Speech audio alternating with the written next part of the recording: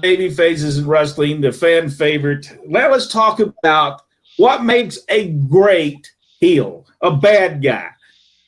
Jack, you were a bad guy for the majority of your career. What makes a good bad guy? I think you have to be justified in the way that you are. You know, you have to understand that, and you have to get that across the fans is that it's not your fault that you're mean and low down and nasty. You know, there's other factors that played in. You've been cheated. You've been treated bad. Promoters, fans, other wrestlers. It's got to be a reason why you're a bad guy. And then you got to stick to your guns. Rodney? Right. A good one knows it doesn't matter whether you win or lose. No matter what happens in your interviews, you've always won. You've always won. Last week, then when we were down there in that town, I beat that man within an inch of his life. It's typical. You lie. You take on every single bad vice that there is as a good bad guy. Is it not also important as a heel to know that your main objective is to get the babyface over? It is. I mean, getting heat, for you to get heat is important, but it's also important to know that your job is to get a wrestler, get him over by the night or before the program is over. If it's a 13-week program, and you might be going to get a heat for the next 6 weeks, but you got to know that. Has there been wrestlers that did not understand that? And I think we know one that a couple of them. But Jack, have you seen guys that said, "Listen, I'm just going to get heat, and I don't ever want to put anybody over"? Oh yeah, I saw. You know, especially at the independent level. You know, guys just don't understand. I used to take guys specifically, the good guys, the baby faces, and I would ask to work with them because I could make them look good. And I still beat them majority of the time, but I knew how to give them those hope spots. I knew how to get the crowd into doing what, they needed to do to get behind this guy. I knew that in order for me to be successful, I had to have a baby face that meant something. And, and that's one thing a lot of guys don't understand.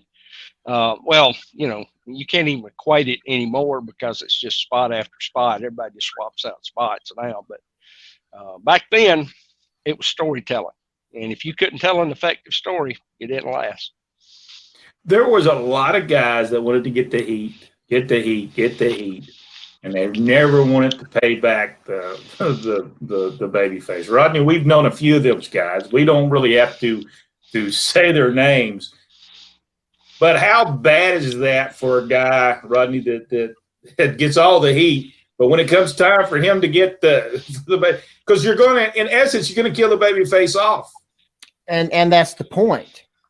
That's the point. They don't want to see, because they know when the blow off comes that their time in that territory they'll move on. It's very rare that a person in that role stays in the area. If you stay there too long, you end up opening the card.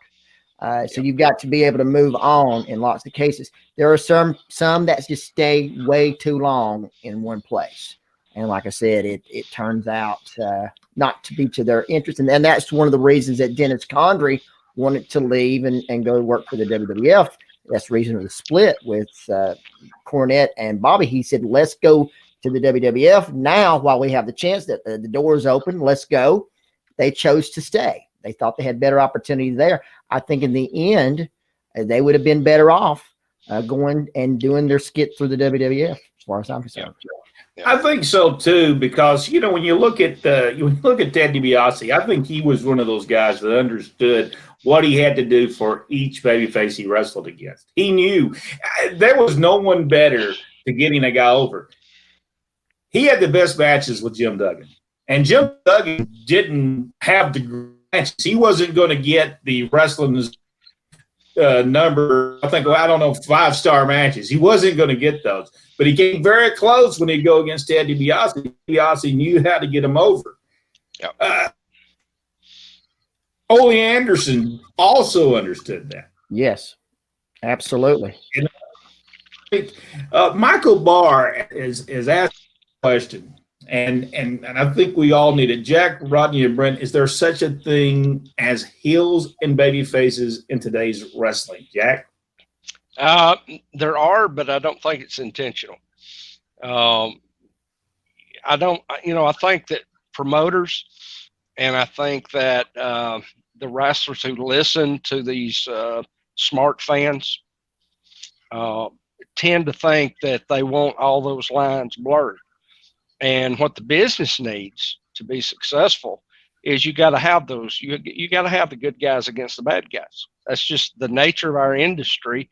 Well, it's not just our industry. It's movies work that way. TV shows.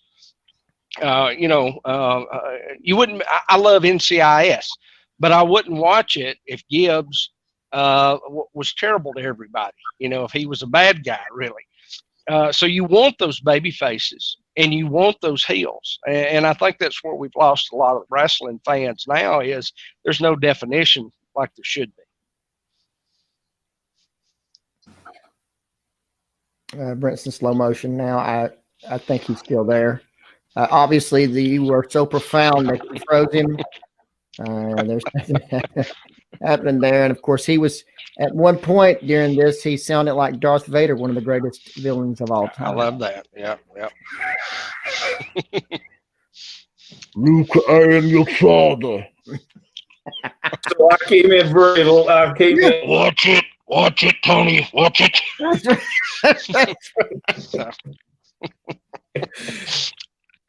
Hello there. Maybe I was the Black Scorpion instead. What could have been? There's another question here. Victor Nash asked the question. Do you guys know if Flair was ever a baby face? Because as far as I can remember, he's always been a heel. No, he has been a baby several times. Yes, he has. A very good baby face too. Yes. Yeah. And it typically, if you're good at one, you're good at the other. Mm-hmm. It's because of your ability to tell the story, whatever that it might be, and to know what role you're playing is important. But being able to tell that story, Ole was great. He could tell the story. If you haven't seen the turn where he turns on Dusty in the cage in Atlanta, you really missed it. It is one of the best interviews Ole's done. I think it was just awesome. Tremendous. Michael Barr asks, then like Jerry Stubbs, Mr. Olympia, which did turn several times. What is it called when a wrestler can go from heel to babyface, switch back and forth? Normally dead, unable to draw. And once people lost it, once they've lost their to believe in you anymore, it's just it's over. If they say, well, he's just going to be good for a minute and he'll be bad next week again, it eventually people lose interest. Let's see. Richard Hood said Ole Anderson was a better heel than babyface. Yeah, it was hard. Although I have to admit, Ole and Jimmy Hart was beautiful. That was just great stuff, and that was Jimmy Hart. Jimmy Hart can be annoying, but Jimmy Hart knew his role. You could beat Jimmy Hart up every week, and he'll come right back on TV and build it all right back up again, and people pay to see him get beat up again. That's just that's talent. That's true talent. Oh, Chad Coleman said, what I can't stand is how long will these guys be baby faces as women as they turn right back, heels. So that's the main problem WWE having right now. They do change around a lot, don't they? Yeah, as I said. Yeah, Randy Orton is just a perpetual turn just waiting to happen. Yeah, and people lose interest as far as I'm concerned. And like I said before on when we were reviewing WWE, if anybody ever says to you, "This is my best friend," you can be sure they'll be turning on you in a few weeks. Yep, won't take long. Just waiting for their point. Oh, Charles asked us the question: anyone have a story about getting heat to a point of having a fan attack the wrestler? Jack, I'll let you start with this. Well, I had a guy one time. We were having I don't remember if it was a singles match or tag match. They wound up being a lot of us in the ring at one time, and I remember the referee coming over there. Of course, he was like trying to separate everybody, but he told me, he said, there's a guy coming from the top of the stands. And now by this point, I was on the outside fighting with one of the good guys. And he's leaning through and he said, there's a guy coming from the top of the stands. I think he's going to jump the rail. So sure enough, and the babyface heard. So about the time the fan jumped the rail, I pushed the babyface back. He knew, to get out of the way, and I uppercut the guy before his feet touched the ground and knocked him all the way back over the railing again. And I turned around, I do my deal, get back with that babyface. And I look at the corner of my eye, and this guy's got two buddies that are dragging him by his feet out the door because I had knocked him out. So, yeah, I mean, stuff like that happens. It's not something you want to happen, but you have to protect yourself. And that was the thing, is that I'd never have seen the guy coming because I don't pay attention to the crowd. I'm concentrating on what I'm doing, but that referee saw, and he knew what was going to happen if I didn't know. So, Rodney? Yeah, we had an incident in one of the shows in Georgia. Sponsor, Superstar was against Tommy Rich, and of course Tommy was doing what he does best. And the sponsor tried to come in the ring with the broom. And Dad was refereeing. Our father, Ron West, was refereeing the match. And Dad stopped and said, "Oh, no, go sit down, go sit down." Normally, he wouldn't have had any sympathy whatsoever. He would have took the broom away from the guy and beat him up with it. But no, he said, no, go sit down, everything's fine, go sit down. Yeah, we've had them coming from. If you watch what I was talking about with Ole and the turn from Atlanta, you have people, fans jumping up on the cage. You can watch just about anything from Dothan, and you'll see a fan get snatched. And the fans in Dothan do get involved, especially the night our father got beat up by Arn Anderson, Jerry Stubbs, and Sonny King. The fans grabbed him by the leg and snatched him out of the ring to protect him, and then it was over. And then Sonny King was said, "Are you trying to get us killed?" And he said, "Yeah, pretty much."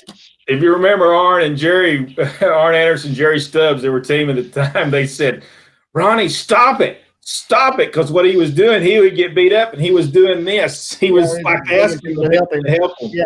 And he said, stop it, you're going to get us killed." And but Dad just kept on doing it because they just kept on beating him. You got to remember now, he got some blood on television, so so he comes to the arena that night and he gets beat up again and busted up again by Arn Anderson and Jerry Stubbs. Actually, he was leaving to go back to work for Mid-South Wrestling, so that's the reason they did that. Did that angle. Anything else we need to talk about? There's a lot more we can talk about about the Hills and professional wrestling. Jack, anything we need to talk about before we move on?